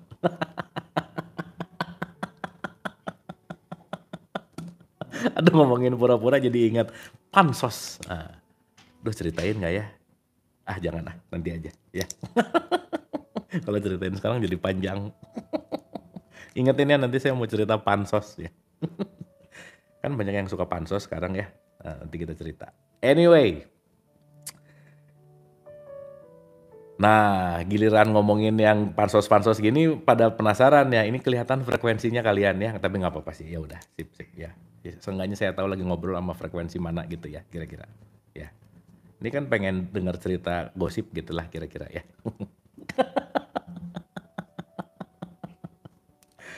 Udah ya, ingat nanti kita cerita.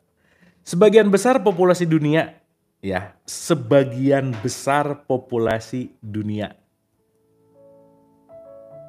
Aduh, nggak enak ngomongnya. Sebagian besar populasi dunia berada pada level apati ini. Bayang nggak? Sebagian besar populasi dunia ada di kelas ini, di frekuensi ini. Ya. Bagi mereka tidak ada harapan bahwa mereka akan bisa memenuhi kebutuhan-kebutuhan dasar. Juga tidak akan ada bantuan yang datang dari tempat lain. Orang-orang kebanyakan sering apatis dalam sejumlah bidang kehidupan, tetapi hanya secara berkala menghadapi apati yang luar biasa terkait seluruh situasi hidup mereka. Apati mengindikasikan kurangnya energi hidup dan mendekat ke kematian. Ini diobservasi selama peristiwa pengeboman kota London pada Perang Dunia II. Ini menarik nih teman-teman, menarik nih. Jadi waktu Perang Dunia II itu diteliti. Ya, penelitiannya gini. Bayi-bayi dipindahkan ke kamar-kamar anak-anak di wilayah-wilayah yang aman dan terpencil di Inggris, di mana kebutuhan fisik nutrisi mereka dipenuhi. Namun, bayi-bayi itu mengembangkan sikap apati. Mereka kehilangan selera makan, dan tingkat kematiannya tinggi. Nih teman-teman, menarik nih. Ditemukan bahwa sikap apati disebabkan oleh kurangnya pengasuhan dan kedekatan emosional, khususnya dengan sosok seorang ibu. Saya ulang Ditemukan bahwa sikap apati disebabkan oleh kurangnya pengasuhan dan kedekatan emosional dengan sosok seorang ibu. Jadi bonding ibu anak gitu ya. Kita tahu ibu adalah mitokondria buat siapapun ya. So, ibunya bete, serumah bete. Karena ibu tuh generator genset energi gitu. Tuh ibu tuh, udah deh. Ini buat para ibu-ibu ya, itu penting. Tapi ini bukan mengeneralkan bahwa bapak-bapak nggak penting, bukan ya, bapak-bapak jangan bete, penting juga, penting gitu. Tetapi dalam penelitian ini ternyata emosional yang baik terhadap ibu itu akan mengurangi tingkat apatis. Berarti teman-teman ya, maaf ya. Kalau tadi Hawkins bilang kebanyakan orang apatis, berarti kebanyakan orang kan nggak beres relationship sama ibunya, bener nggak? Gitu. Anyway, ini masalah emosional bukan fisik. Aduh ini keren nih bahasanya, keren banget. Tanpa cinta dan kasih sayang, mereka kehilangan keinginan untuk hidup. Nah makanya jadilah ibu yang penuh dengan welas asih gitu. Anyway, tapi kan balik lagi ya, ibu diwariskan oleh nenek kebiasaannya. Sehingga nanti dari ibunya ke anaknya diwariskan, anaknya ngewarisin lagi, makanya stop di kita.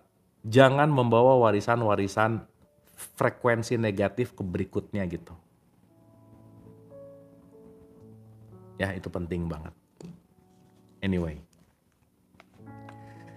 Di Amerika Serikat, kita bisa melihat daerah-daerah tertentu yang penduduknya bersikap apatis. Ketika orang-orang dari daerah seperti itu muncul di berita televisi, seringkali dengan komentar seperti, jika pemerintah tidak memeriksa kondisi kami pasti akan kelaparan, tidak ada yang bisa diharapkan. Perasaan apatis terkait teknik pelepasan itu sendiri bisa muncul sebagai perlawanan. Perlawanan tersebut bisa mengambil bentuk sikap dan pikiran seperti teknik ini tak akan berhasil. Apa bedanya? Aku belum siap untuk begini. Gak ada bedanya. Aku terlalu sibuk. Gak ada waktu. Tuh ya, common ya, denger ya. Gak ada waktu. Nah, bukan gak ada waktu, gak mau. Sibuk gitu. Berarti kan gak ada prioritas ya, by the way.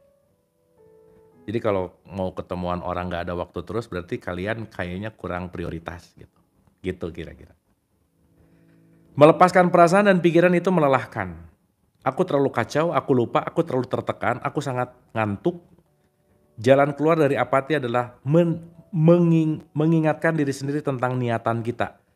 Yaitu menjadi lebih bahagia dan bebas, menjadi lebih efektif dan agung, dan melepaskan perlawanan terhadap teknik pelepasan itu sendiri. Nah ini menarik ya.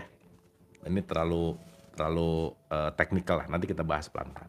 Tapi anyway teman-teman, di tahapan ini satu hal yang penting untuk kita sadari tentang keapatisan kita anyway ya, itu penting.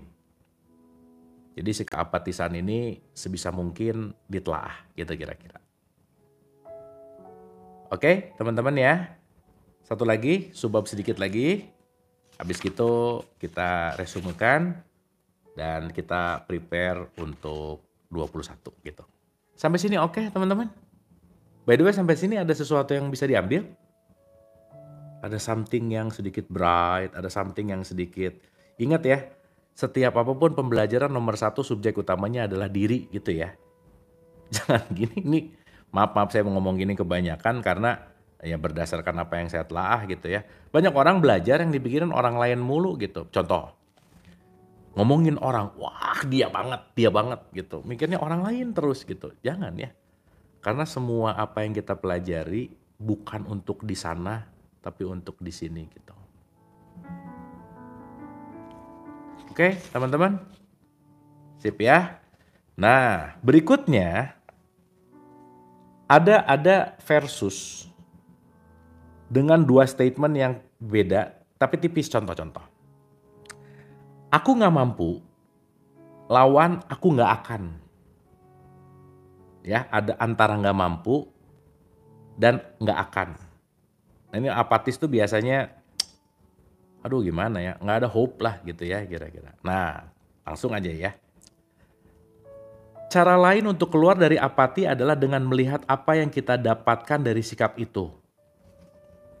Yang kita dapatkan bisa jadi adalah alasan-alasan untuk menyelamatkan muka demi menutupi apa yang sebenarnya kita takuti. Nah, teman-teman, ingat ya, takut itu lebih baik dari apatis. Anyway, nih, karena pada kenyataannya kita adalah makhluk yang sangat cakap yang mampu melakukan banyak hal, maka sebagian besar aku tak mampu sebenarnya adalah aku tak akan. Contoh, jadi kalau teman-teman bilang, kayaknya nggak bisa, nggak mampu deh, itu nggak akan aja. Misal ya, misal. Pengen sesuatu nih. Saya mau rumah gitu misalnya. Habis gitu, begitu ngitung-ngitung, kayaknya nggak mungkin deh. Sesaat kita ngomong nggak mungkin, sama dengan ngomong aku nggak mau. Ya, jadi si semesta tubuh bingung, lu maunya apa sih? Pengen rumah, tapi ngomong nggak mungkin gitu. Pengen sih, nggak mungkin. Lah gimana sih gitu. Maka ketika ngomong aku nggak bisa, sama dengan nggak akan kejadian aja. Kan maaf ya teman-teman, banyak saya ngomong banyak karena fakta ya. Belum apa nggak bisa, nggak mungkin aku tuh ya. Dia tuh udah aja. Anyway, ya, oke. Karena pada kenyataannya kita adalah makhluk yang sangat cakap yang mampu melakukan banyak hal, maka sebagian besar aku tak mampu sebenarnya adalah aku tak akan. Di belakang aku tak mampu atau aku tak akan seringkali ada rasa takut. Maka ketika kita melihat apa yang ada di balik perasaan itu, kita telah meningkatkan skala kita dari level apati menjadi level ketakutan. Jadi gini teman-teman, apatis naik satu level takut misalnya. Jadi ternyata kita tuh bukan gak mampu, tapi ada ketakutan terhadap apa yang mau kita lakukan.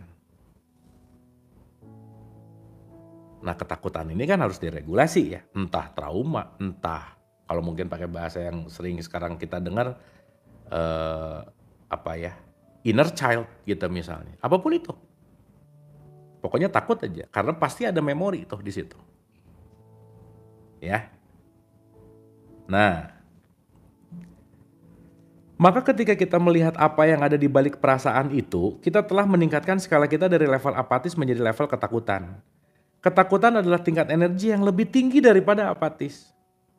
Jadi kalau misalnya apatis, cek saya takut apa ya, nanti pindah ke takut tuh.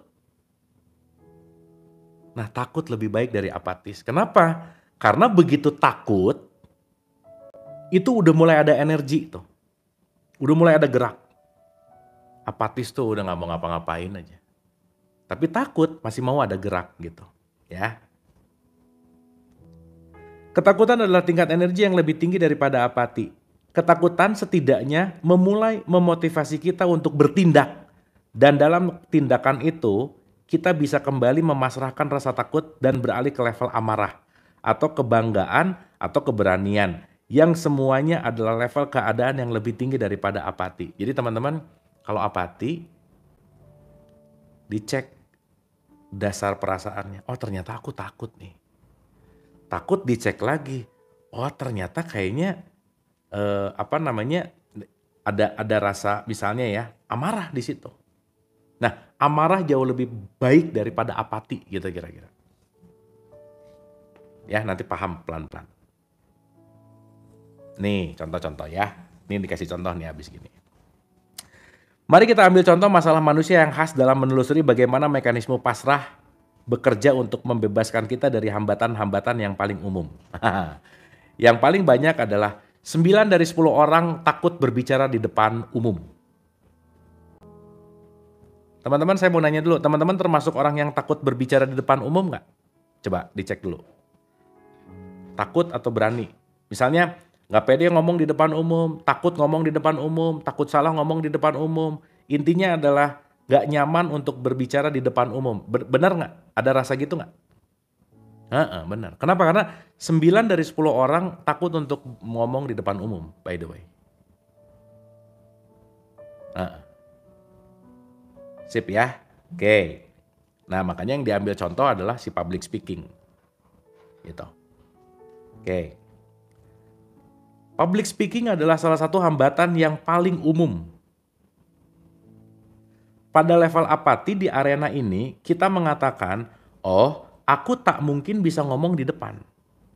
Ini kalau yang takut ngomong di depan, ini pasti relate banget nih.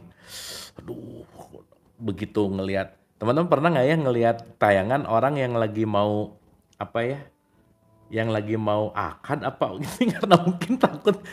Dan itu nggak bisa dibohongin sih teman-teman. Bahwa ketakutan untuk ngomong di depan umum, itu sampai gini-gini kan, pasti pernah ngeliat lah video yang lagi gini-gini nih. Wah, ya bener grogi abis gitu. Dan itu emang nggak bisa dibohong-bohongin ya, karena memang begitu gitu. Gitu ya. Tapi saya agak nggak setuju ya kalau ada guru public speaking ngomong, udah ngomong di depan umum, anggap aja semua audiensnya monyet. Jangan ya teman-teman, itu bukan monyet, manusia ya. Jangan. Tapi Deng, manusia juga bedes-bedes juga sih ya Deng sebenarnya sih gitu. Anyway, public speaking adalah salah satu hambatan yang paling umum. Pada level apati di arena ini kita mengatakan, oh aku tak mungkin bisa ngomong di depan. Nggak bisa ngomong, oke? Aku bisa gelagapan, nggak ada yang mau mendengar. Nah ini nih yang paling common. Duh kalau ngomong saya, tapi by the way teman-teman ini saya alami juga sih. Saya sebagai ya kalau kita bicara dalam konteks karir saya misalnya di TV gitu ya atau di radio gitu misalnya. Dulu pernah punya ketakutan kalau ngomong tuh nggak dianggap, nggak didengerin gitu kira-kira. Itu memang ada sih gitu. Tapi memang karena salah satu passion saya ada di entertain kali ya, jadi ya ngomong tuh salah satu hal yang sangat saya cintai dan saya sukai gitu ya. Jadi ya itu tadi ya back to the passion.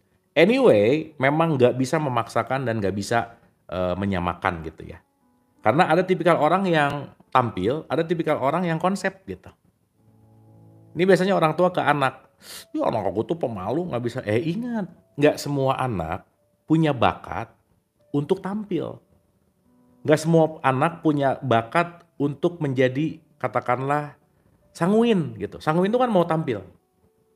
Tapi mungkin dia agak sedikit melankolis. Kenapa? Karena dia senang konsep di belakang layar. Nggak semuanya harus jadi aktor aktris gitu ya kira-kira. Nah bedanya saya sama teman-teman yang kebanyakan, teman-teman kebanyakan itu demam panggung, kalau saya nggak ada panggung demam. Karena senang banget gitu untuk perform gitulah kira-kira. Anyway, tapi ini balik lagi ke bicara lewat konteks yang namanya passion. Nah, tidak ada yang mau mendengarkanku gitu misalnya. Tidak ada yang layak dikatakan dariku. Nah apalagi udah ngomongin, aku mau apa ya. Omongan-omongan aku sih nggak ada yang bermanfaat gitu misalnya.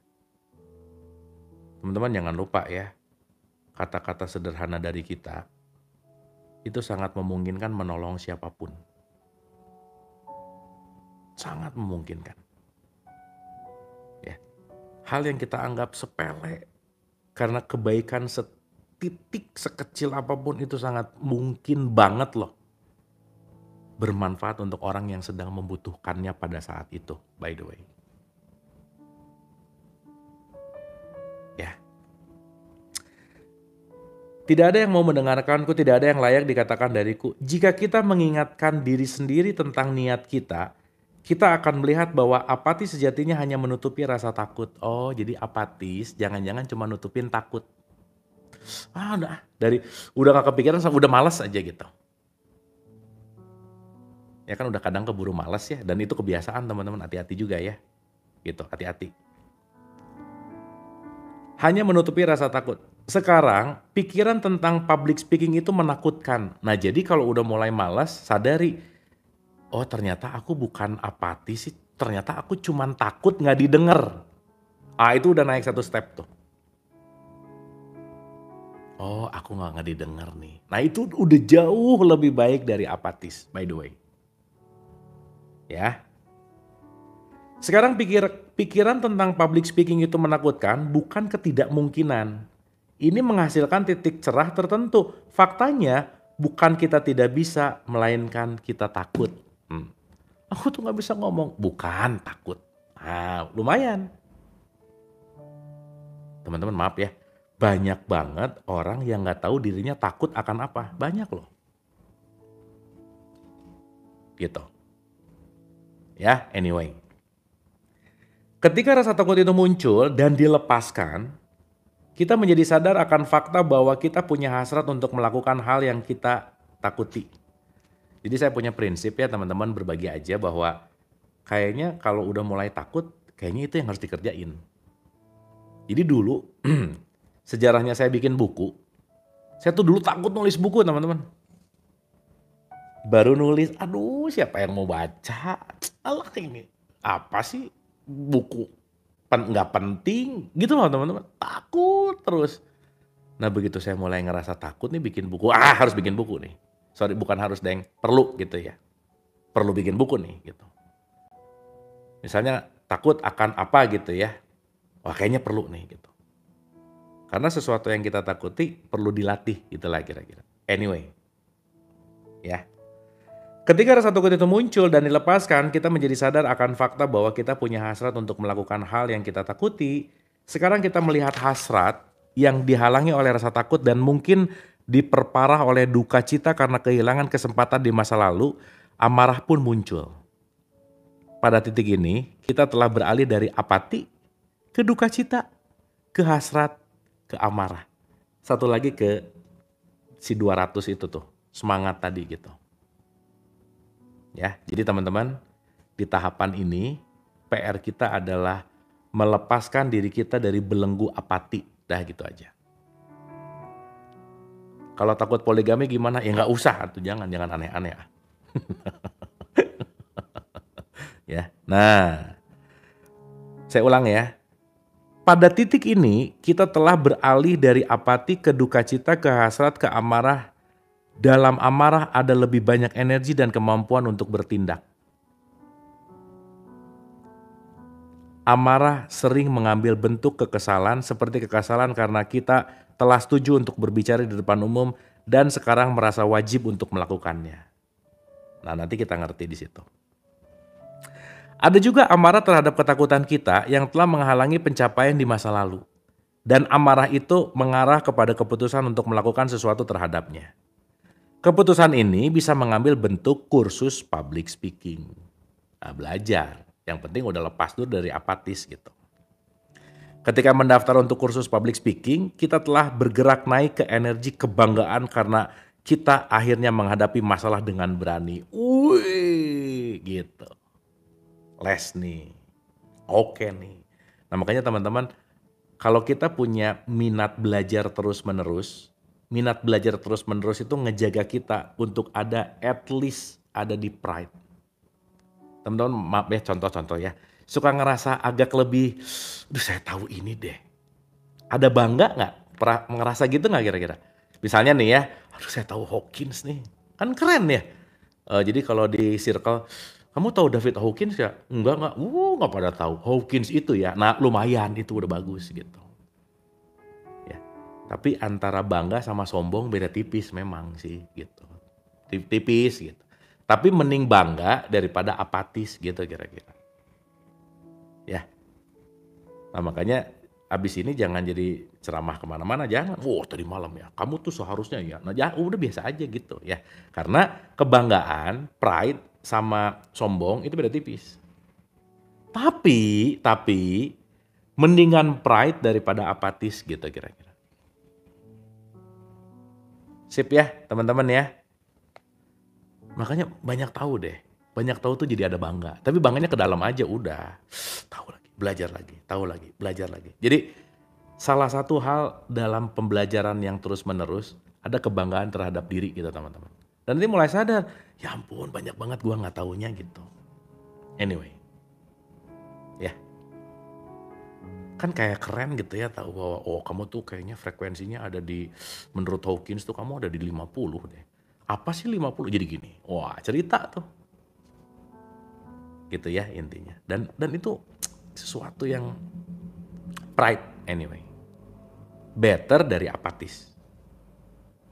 Ya tapi hati-hati. Sekali lagi, antara bangga, ya bangga tuh jadi suka sombong sih gitu. Itu hati-hati juga. Kalau minder mah apatis naik dikit ya, itu mah hati-hati juga gitu. Anyway. Ketika kita mendaftar untuk kursus public speaking, kita telah bergerak naik ke energi kebanggaan karena kita akhirnya menghadapi masalah dengan berani. Dalam perjalanan ke kursus public speaking, sekali lagi lebih banyak rasa takut yang muncul. Karena rasa ini terus-menerus diterima dan dipasrahkan.